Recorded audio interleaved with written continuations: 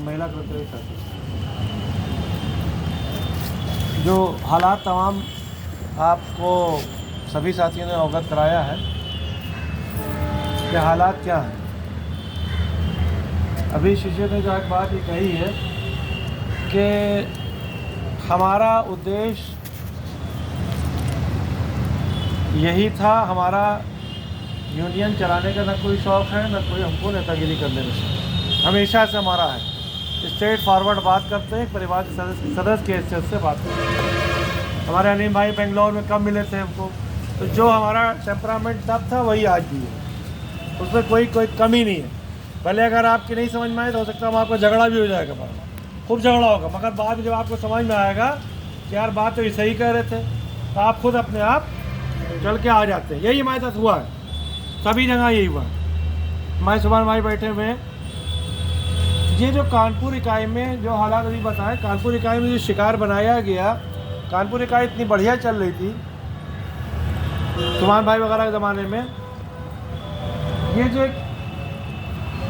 जो कुछ लोग दुष्ट मानसिकता के आ जाते हैं, जो आपके एक ओझा जी आ गए, उन्होंने अपना जो भाव थे ये हमारे साथ जे ही रहे थे, और पीके अग्रवाल साहब के सामने ये टेबल पर बैठे रहते थे, सालों हमारे सामने बैठे हैं। तो इनकी दिमाग की सोच तब भी वही थी और आज भी वही है कि राजेंद्र जो नीलम जी के हस्बैंड थे, ये भी उन्हीं के अंडर में थे कि वो एक को परेशान किया करते थे। जितनी उस वक्त ताकत थी उस वक्त के हिसाब से परेशान करते थे।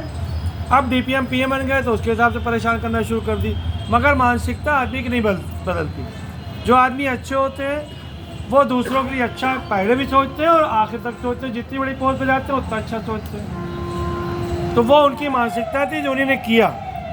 उसके बाद क्या किया, उनको और दुष्ट लोगों ने साथ दिया यहाँ कि जब यहाँ कांड हुआ उसके बाद पूरे इलाहाबाद से हो, गाज़ियाबाद से हो, लखनऊ से हो, कितने जे आए, 3-4 गाड़ियाँ यहाँ लेकर आए थे और पूरा इसलाह लेकर आके आए थे कि यहाँ के युद्ध कराने आए थे। क्या दिखाया तुमने? और जो यहाँ के कर्मचारी गद्दारी कर रहे थे, कोई बीमार पड़ा है, कोई पड़ा हुआ है नहीं आ रहे, तो उनको वो उन्हें गद्दारी करके जो उनका हमेशा पेशा रहा।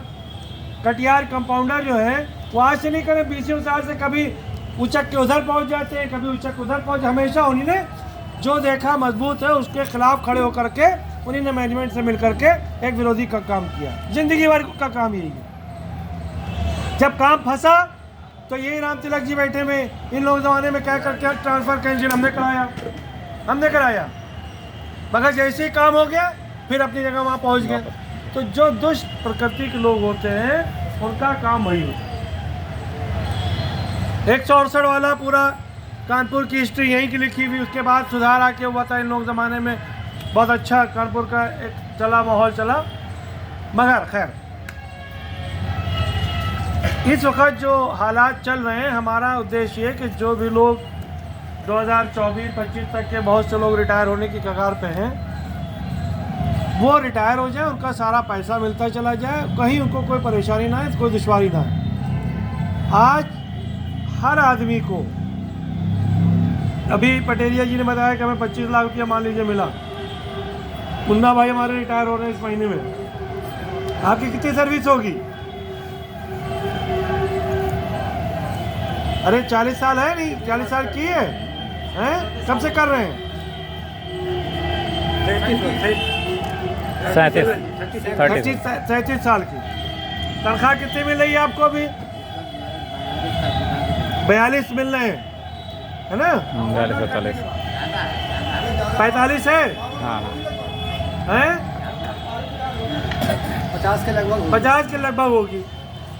जब भी पटेरिया जी ने बात कही और अभी हम कमरे में बात कह रहे थे कि दूर दूर तक के सपनों में आपने नहीं सोचा होगा कि हमारी तनख्वाहें कभी, जब आप 1200 मिलता होगा, कभी आप दूर सपनों में नहीं सोचा होगा कि हमारी तनख्वाह कभी 50,000 पहुंचेगी। फंड मिलता था, 2-4 लाख में लोग निपट जाते थे, बड़े बड़े अधिकारी तक के अकाउंट अफसर तक 10-11 लाख में निपट जाते थे। मैं ग्रेजुएटी पीएचडी सब तकनीकरण में। आज अगर मुन्ना भाई रिटायर हो रहे हैं, अगर इन्हें लोन इनका नहीं हुआ होगा और सही होगा तो कम से कम 25 से 30 लाख के बीच में इनको पेमेंट मिलेगा सिर्फ ईपीएफ का। और 37 साल की सर्विस हो रही है इनकी। 17 दूनी 34, 18 दूनी 36, 19 डिवाइडेड बाई 10 लाख रुपए के आसपास इनको ग्रेजुटी मिलेगी। 10 लाख चौपर ही मिलेगी इनको, 10 लाख के आसपास कम नहीं मिलेगी। 25 से 35 4 लाख और 4 लाख रुपया 5 लाख रुपया आपको 10 महीने का जोड़िए इनवेस्टमेंट है ना, वो इनवेस्टमेंट मिलेगा। कितना हो गया? 40 लाख रुपया। बताइए आप, 40 लाख रुपया अधिकारियों को नहीं मिलता था उस जमाने क्या अभी तक जैदी साहब रिटायर हुए 10-11 में 10-11 सेवंथ पे नहीं लगा था तो नहीं मिलता था। 7th पे के पहले मिले तकरीबन। ये 7th पे का हमने हमारा उद्देश्य जो था, हमने ये बताया कि हमने जो इतनी मेहनत की इस परिवार के अंदर और सेतु निगम के अंदर, क्योंकि उस वक्त आपने 700, 1200, 1600, 1700, 2200, 3200 में, चाहे रजनी के पिताजी हो या जो भी लोग बैठे हैं, उन्होंने कितनी मुश्किलों में अपने परिवार को पाला।